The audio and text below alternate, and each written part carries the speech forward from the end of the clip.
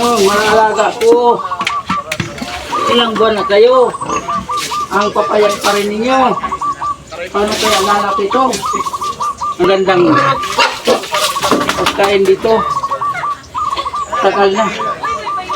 Ang dami na ninyong nakakain. Hindi naman kayo lumalaki. Ano kaya? Tawagin ko si Supraman. Supraman! Ano kaya ang pwedeng gawin ko dito para lumaki itong mga alaga ko? To the rescue si Supraman Manoy. Nice meeting you. Nice meeting you. Ayan. Kumusta? Ano ang problema ng iyong mga alaga? Tingnan nyo, ilang buwan na yan. Pero tingnan nyo, parang...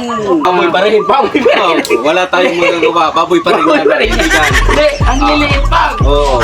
Nalulubi na ako sa mga pinapakain ko. Ito Manoy, na alaga mo, medyo native. Native. Oo. Kailangan sa pag-aalaga ng baboy, pipili tayo ng genetic na maganda, yung mabilis lumaki. So ano Oo. yung rekomendasyon mo? Oh, diyan, ang recommend ko sa iyo ng mga lahi ng baboy, yung Landrace, Large White, Doro, Pitrain, Hampshire, yan ang pinaka-the-best ng mga lahi. Baka ang mahal naman yan.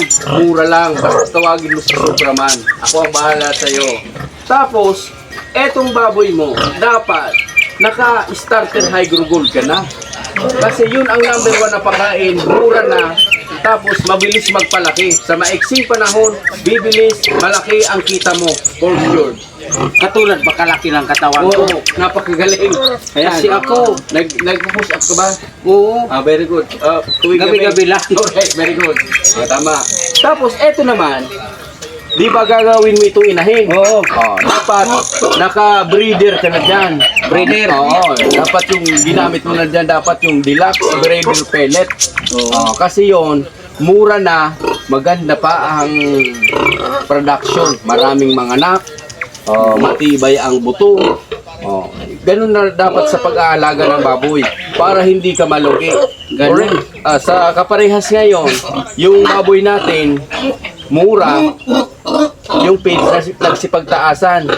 Good news kasi si Supra Feeds, konti lang ang in-increase niya. Ayun. Makakatulong talaga sa mga farmer natin. Saan ba makakabili ng Supra Ayan, Feeds? dito part sa Kamalig, dito sa area mo, makakabili ka kay D&D Agri-Vet Supply. Basta sa lahat ng sentro, Piggy and Chick, Poultry Supply, kay Balaan, alam ko mayroon din dyan, kay RM Agri-Vet, kay G&G Agri-Vet, lahat meron yan.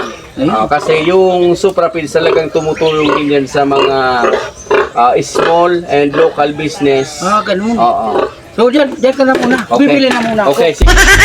Ingat.